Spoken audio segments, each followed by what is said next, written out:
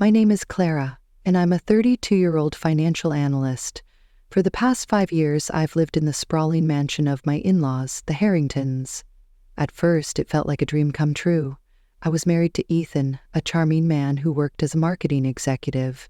Together, we built a life that seemed perfect on the surface.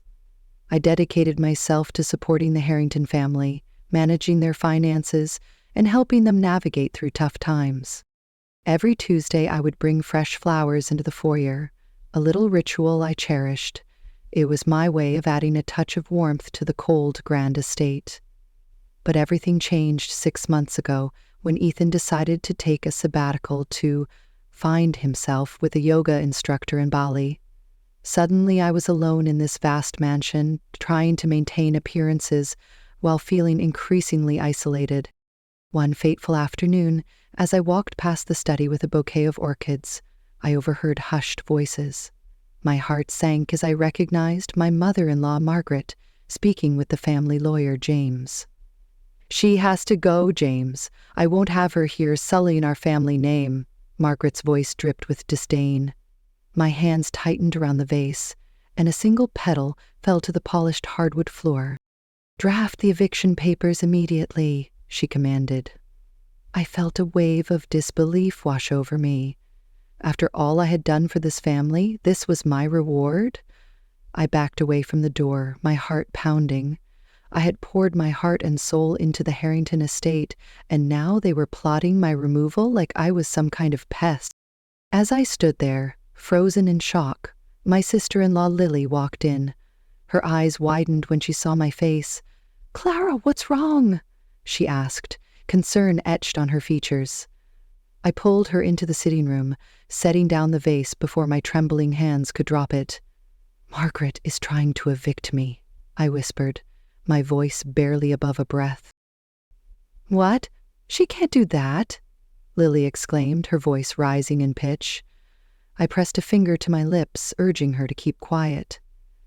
"She's in the study with James right now, plotting my removal." Lily squeezed my hands, her grip firm. "You've done so much for this family. You saved us from bankruptcy after Dad died. Margaret is she's just a manipulative witch."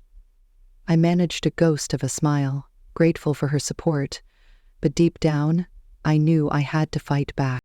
The moment I heard Margaret's words, a fire ignited within me. I had spent years helping the Harringtons, managing their properties and keeping their family estate afloat. I wasn't going to let them toss me aside without a fight.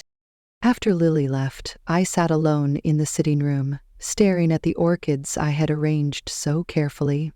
My phone buzzed, breaking the silence. It was a text from Tom, my oldest friend and the only person outside the family who knew the true extent of the Harringtons' financial dealings. "Lunch tomorrow? Got some interesting info about the foundation accounts," he wrote. I typed back quickly, "Definitely need to talk. Margaret's making her move." Standing up, I walked to the antique desk in the corner and pulled out a leather-bound ledger. I had been keeping meticulous records since I first noticed discrepancies in the family accounts. Margaret wanted me gone? Fine. But she had forgotten one crucial detail. I knew where all the bodies were buried, and I had the receipts to prove it. The game was on, and I hadn't survived 5 years in this family by playing nice. I opened my laptop and began compiling files, a plan already forming in my mind. If Margaret wanted war, I would give her one she'd never forget. The grandfather clock in the hall chimed 4 times, its deep resonance echoing through the empty house. I had 2 weeks until the end of the month. 2 weeks to ensure my survival in a family that had forgotten the meaning of loyalty. The next day, I met Tom at our usual corner table in Cafe Rustia. He was already there, his laptop open, a focused look on his face. "You look like hell," he said, as I slid into the seat across from him. "Thanks, that's exactly what every woman wants to hear," I replied, rolling my eyes. I ordered a double espresso and leaned in. "Tell me you found something good." Tom turned his laptop toward me. "Remember those charitable donations Margaret's been making? I traced them. They're going to offshore accounts in the Cayman Islands."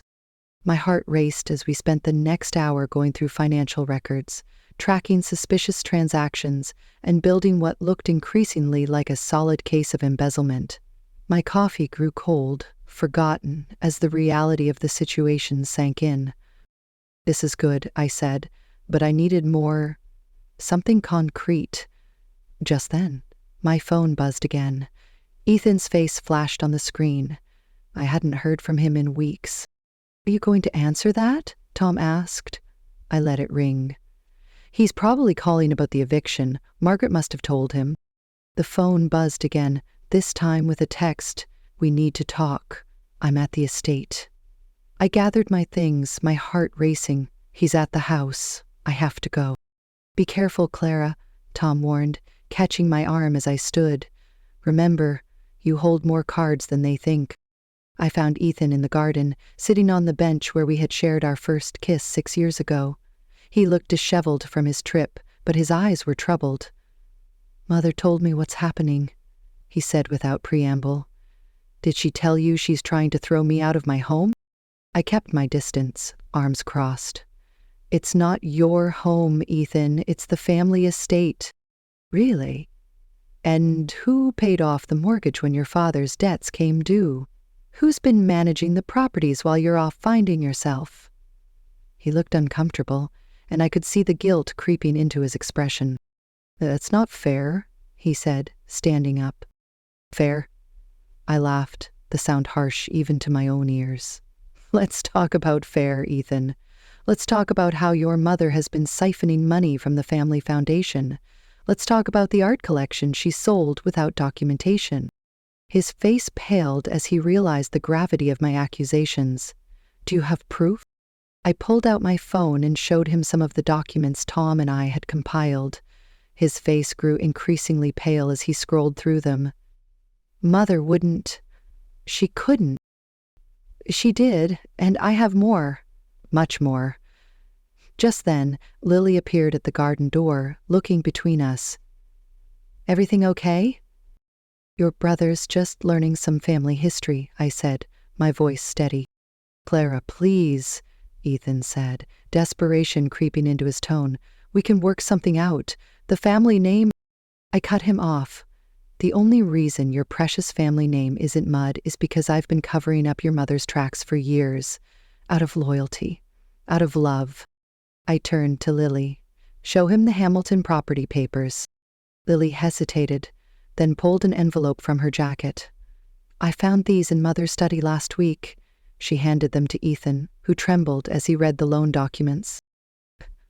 "This can't be right," he stammered. "The numbers are exactly right." I finished for him. "Your mother borrowed against my personal assets without my knowledge to cover her gambling debts. Did you really think all those charity galas were legitimate?" Ethan sank back onto the bench, defeated. "What do you want?" "I want to stay in my home. I want your mother to back off, and I want a seat on the foundation board." "Mother will never agree to that." "Then I'll take everything I have to the authorities." I stepped closer, lowering my voice. "Think carefully, Ethan, about what that would mean for everyone. For you." Lily touched my arm. "I'll talk to Mother. I'll make her see reason." "You have until the end of the week," I said to Ethan.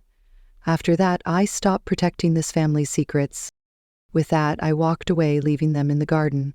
My phone buzzed again, Tom checking in. I texted back quickly, "Phase 1 complete." "Good. Don't let them see you sweat," came his immediate response. I smiled grimly. They'd never see me sweat, but they would see me win. The war for the Harrington estate was just beginning, and I had years of ammunition ready to fire.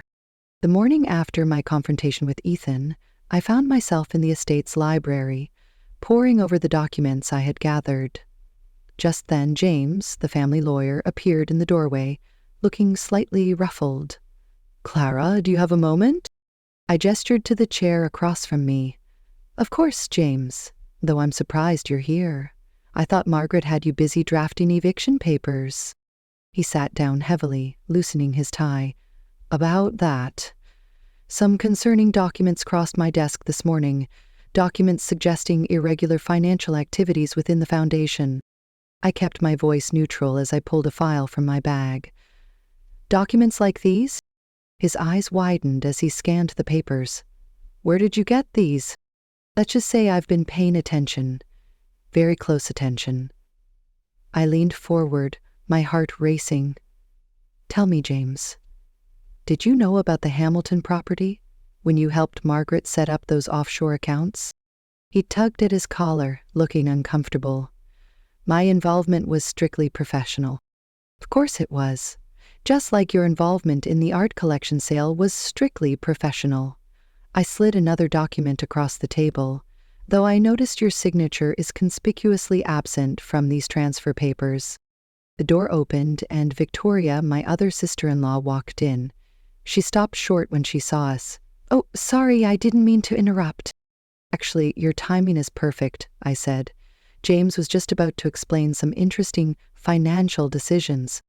Victoria's eyes narrowed. She had always been the most business-savvy of the family. What kind of decisions? James stood up abruptly. I should go. Sit down, Victoria commanded, closing the door behind her. I want to hear this. Over the next hour, I laid out everything. The missing art, the fake charitable donations, the property loans. Victoria's expression grew darker with each revelation. That explains the discrepancies I found in the Foundation's quarterly reports, she said finally. I knew something was off, but Mother insisted I was mistaken. James cleared his throat. These allegations are very serious. They're not allegations, Victoria snapped. They're facts. Facts that could destroy this family. She turned to me. What's your play here, Clara? I want what's rightfully mine, and I want Margaret to face consequences for once in her life. Just then, Lily rushed in, her face flushed. Mother's called an emergency family meeting tomorrow night. Everyone has to attend. How convenient, I said. I assume this is about my eviction? Actually, Lily said, it's about the Foundation. She's announcing some changes to the board. Victoria laughed sharply. Let me guess. She's removing the last few people who might question her authority. James stood up again, gathering his papers with trembling hands. I should prepare some documents for the meeting. Prepare whatever you want, I called after him as he hurried out. But remember, I have copies of everything. After he left, Victoria sat in his vacated chair. You've been planning this for a while, haven't you? Since the day Ethan left? I nodded. I knew Margaret would try something eventually. I looked at both sisters-in-law. The question is, where do you two stand? Lily and Victoria exchanged glances. It was Victoria who spoke first. I love my mother, but what she's done is criminal and stupid. She's risking everything our father built. I found more documents, Lily added quietly. In the study. Records of gambling debts, loans from some very dangerous people. This goes deeper than we thought. My phone buzzed with a message from Tom. Got the forensic account report. It's worse than we suspected. Call me ASAP. Tomorrow night, I said, standing up. Everything comes out. Are you with me? Victoria nodded firmly. Someone needs to stop her, for the family's sake. Lily hesitated, then squared her shoulders. For the family. As they left, I called Tom. Tell me everything about that report. You better sit down for this, he said. Remember that charity in Monaco? Turns out it's not just a front for gambling debts. Margaret has been using it to launder money for some very unsavory characters. I sank back into my chair, staring at the family portrait hanging above the fireplace. Margaret stood front and center, her perfect smile hiding a web of lies that went back years. Send me everything, I said. Tomorrow night the truth comes out, all of it. Be careful, Tom warned. Cornered animals are the most dangerous. I ended the call and walked to the window, watching the sunset over the estate grounds. Tomorrow would change everything. I just hoped the family could survive the fallout.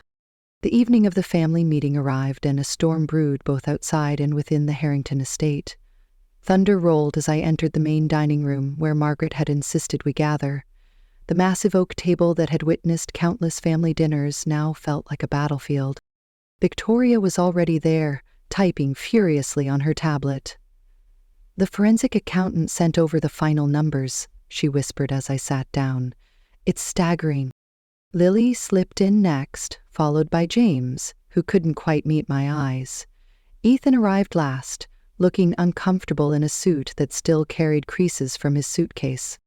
Margaret swept in like a queen entering her court, her pearls gleaming in the chandelier light. "Thank you all for coming. We have important matters to discuss regarding the Foundation's future." "My eviction?"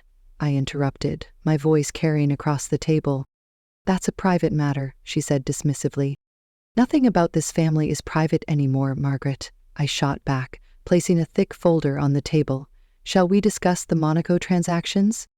The color drained from her face. "I don't know what you're talking about." Victoria turned her tablet around. "These are the Foundation's real numbers. Care to explain the discrepancies?" Thunder crashed outside as Margaret's composure cracked. "You've been going through private documents." "Someone had to," Lily said quietly. "The Foundation is bleeding money, and not just to gambling debts," I added, "though those are bad enough." Ethan leaned forward. "What gambling debts?" "Show them, James," I commanded. "Show them the papers you've been hiding." James's hand shook as he opened his briefcase. "Mrs. Harrington, I tried to warn you about the risks." "Don't you dare," Margaret hissed. "I pay you to protect this family's interests." "By helping you launder money?" Victoria's voice was ice cold. "By covering up theft?" Lightning flashed, illuminating the rage on Margaret's face. "Everything I did was for this family. To maintain our position, our legacy. By stealing from me?" I stood up, planting my hands on the table. "By using my money to cover your tracks?" Margaret laughed bitterly. "You're nothing, an outsider who seduced my son." "Enough," Ethan shouted, silencing the room. "Mother, is it true? Did you steal from Clara?" "Of course not. I merely reallocated some resources." $3 million worth of resources, Victoria said, reading from her tablet. "Plus the art collection, the Hamilton property, and God knows what else." Lily pulled out the documents she'd found. "The gambling debts go back 5 years. Mother, why didn't you tell us?" "Because she was too busy covering them up," I said, my voice steady. "Using Foundation money to pay off loan sharks, creating fake charities to hide the transactions. It's all here." James spread papers across the table. "Every transaction, every cover-up." Margaret's face contorted with rage. "You ungrateful little—" "Choose your next words carefully," I cut in, "because right now you have 2 options. Either you step down from the Foundation board voluntarily and cancel my eviction, or everything goes to the authorities." "You wouldn't dare." I pulled out my phone. "Try me, I have the district attorney on speed dial." Ethan's voice softened. "What have you done?" Margaret's shoulders sagged, her carefully maintained facade crumbling. "I was protecting our way of life, the estate, the family name, by committing fraud." Victoria stood up. "By risking everything our father built?" "I moved that we vote on new Foundation leadership," Leela said firmly. "Right now." "I second that," Victoria added. Margaret looked around the table, finding no allies. Even James avoided her gaze. "Fine," she spat. "Vote. But remember who made this family, what it is." "Oh, we remember," I said, pulling out one final document. "That's why I've already drafted the new board structure, with me as chair." The storm outside reached its peak as Margaret realized she'd lost her perfect world. "Sign," I said, sliding the paper toward her. "Or I make the call." Her signature was shaky but legible.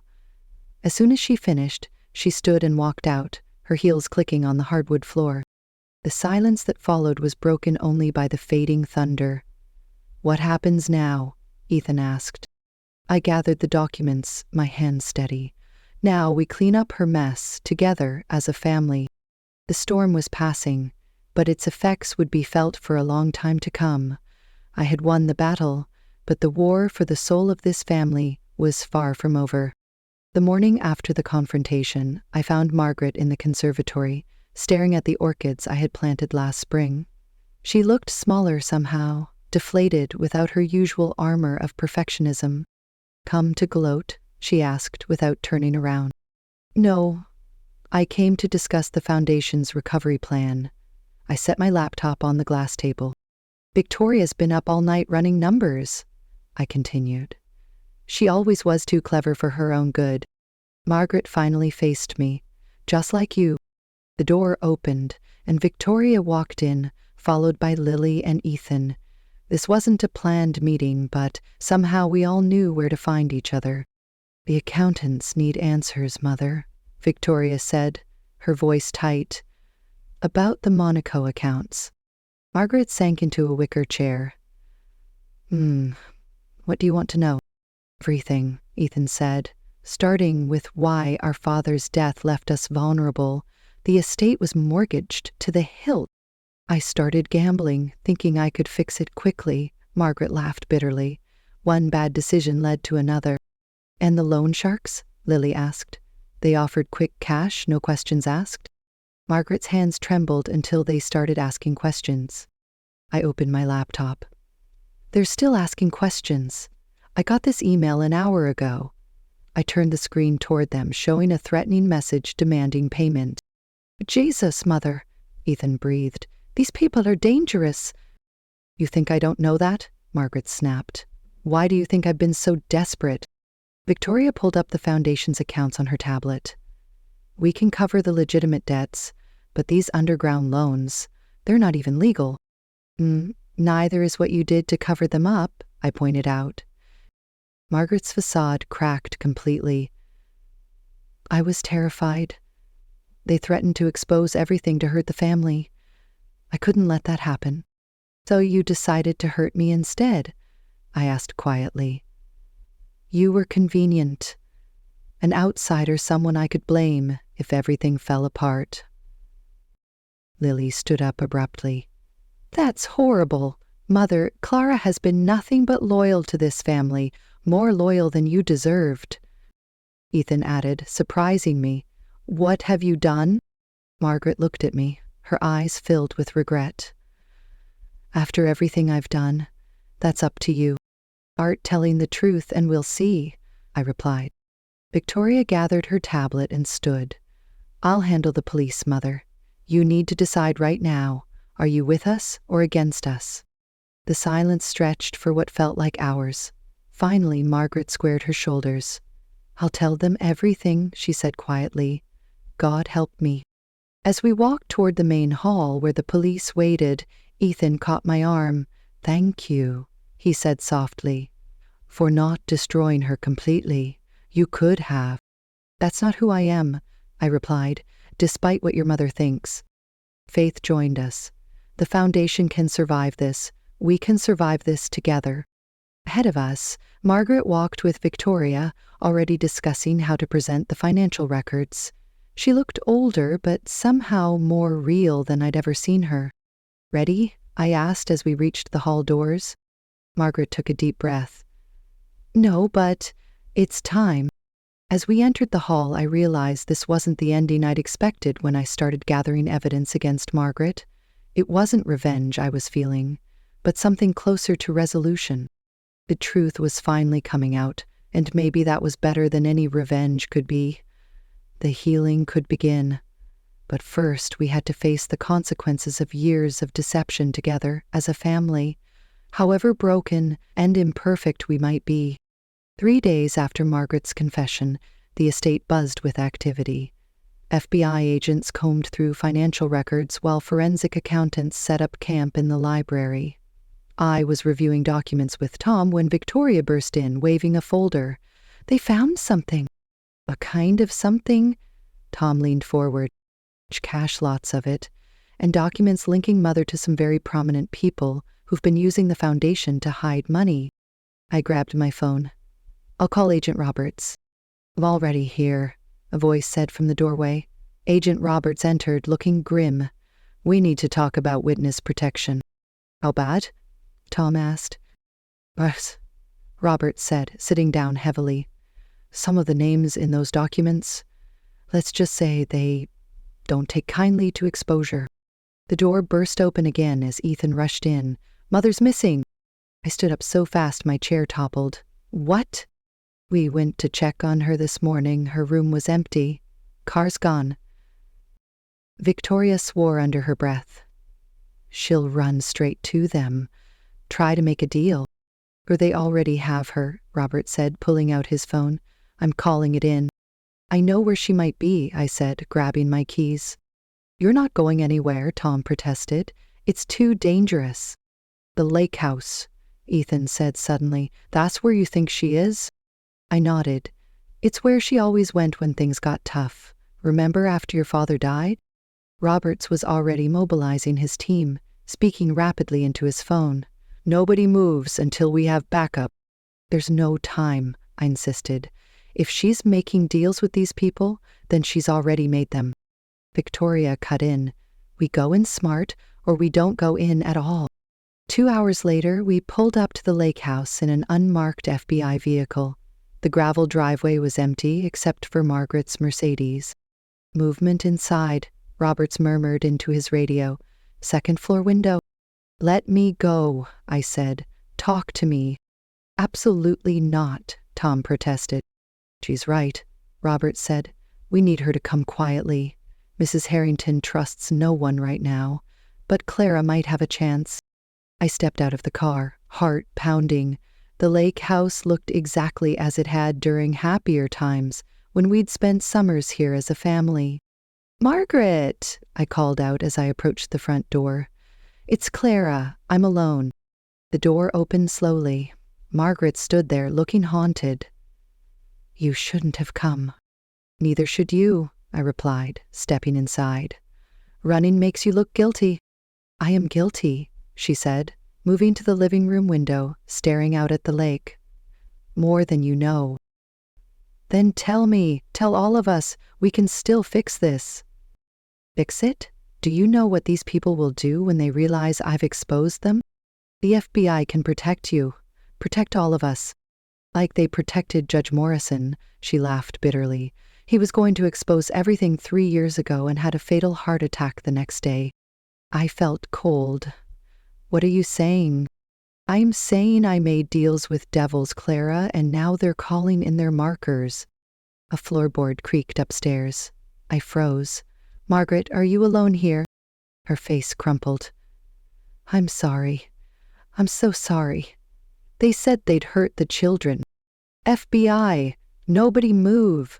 Robert's voice boomed as agents burst through every entrance. Everything happened in a blur. 2 men tried to escape through the back but were quickly caught. Margaret collapsed, sobbing, as Victoria and Lily rushed in. "Clear," Roberts called out. "Subjects in custody." Ethan appeared at my side. "You okay?" I nodded, watching as agents led away the men who'd been hiding upstairs. "Who are they?" "Enforcers," Roberts said grimly, "sent to silence her. You got here just in time." Margaret looked up from where she sat, surrounded by her children. "I was trying to protect everyone." "By getting yourself killed?" Victoria demanded. "By finishing what I started," Margaret whispered, making it right. I knelt beside her. "This isn't the way. Help the FBI. Tell them everything. Let us protect you the right way." She reached for my hand, surprising me. "Why do you care after everything I did to you?" "Because that's what family does," I said simply. "We protect each other the right way." As agents began processing the scene, I watched Margaret being comforted by her children. The truth was finally coming out. But at what cost? What other secrets still lurked beneath the surface of our carefully constructed world? The lake sparkled outside, deceptively peaceful, just like our family had been, until all the lies began to unravel. The next week passed in a whirlwind of federal agents, depositions, and revelations. I sat in the estate study, surrounded by boxes of evidence when James arrived, looking ashen. "They're arresting Judge Morrison's widow," he announced. "She just confessed to helping cover up his murder." Victoria looked up from her laptop. Mother's testimony broke the whole thing wide open. James loosened his tie. "The FBI is calling it the biggest financial corruption case in state history." Lily burst in, waving her phone. "Turn on the news now!" I grabbed the remote, and the wall mount TV flickered to life. The headline scrolled across the bottom. "Prominent socialite exposes nationwide money laundering scheme." "Margaret going public," I breathed. The screen showed her leaving the federal building, surrounded by agents. She looked smaller than ever, but held her head high. "Mother's testimony has implicated 3 senators and a dozen corporate executives," Lily said. "The FBI is saying more arrests are coming." Ethan appeared in the doorway. "They're moving her to a safe house tonight. She wants to see all of us first." The safe house turned out to be a modest ranch-style home on the outskirts of town. Agent Roberts met us at the door. 20 minutes, he said firmly. "We need to get her settled before dark." Margaret sat at a kitchen table that had seen better days, a far cry from the estate's antique furniture. She managed a weak smile as we entered. "My children," she said softly. "All of you, even you, Clara. How are you holding up?" "Better than I deserve," I replied. Margaret's hand shook as she reached for her water glass. "The prosecutor says my cooperation will count for something." "What happens now?" Lily perched on the counter, looking worried. "Now the real storm begins," Margaret said, meeting my eyes. "The foundation is being restructured," I finished. "Victoria and I spent all week with the forensic accountants. We can save it." "Everything I did?" Margaret asked, her voice trembling. "The foundation does good work," I said firmly. "Real good work, when it's not being used as a cover. We're not letting it die because of a few bad actors." "A few?" Ethan scoffed. "Mother, the list of people you've implicated had to be done." Margaret cut him off. "I've spent years protecting the wrong people. It's time to protect the right ones." A knock at the door made us all jump. Robert stepped in. "Time's up. We need to move." Margaret stood, straightening her shoulders. "Victoria, Lily, take care of each other. Ethan," she paused, "make things right with your wife. She's stronger than all of us." "What about you?" Lily asked, tears in her eyes. "I'll be fine. The FBI says it won't take long to round up the main players, then maybe—" She glanced around the shabby kitchen. "Maybe I'll learn to live a simpler life." "Mrs. Clayton," Roberts pressed, "we need to go." "Wait," I said, stepping forward. "Margaret, I need to know, why did you finally decide to tell the truth?"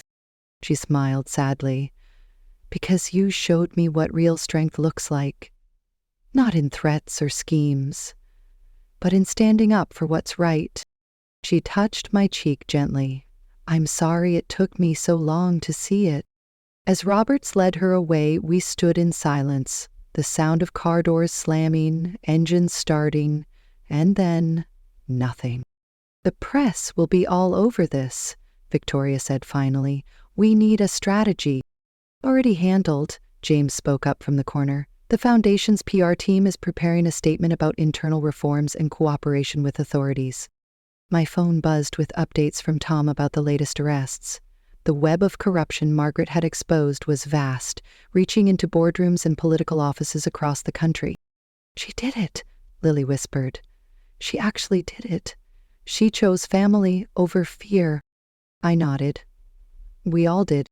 Ethan touched my arm. "About what she said, about making things right."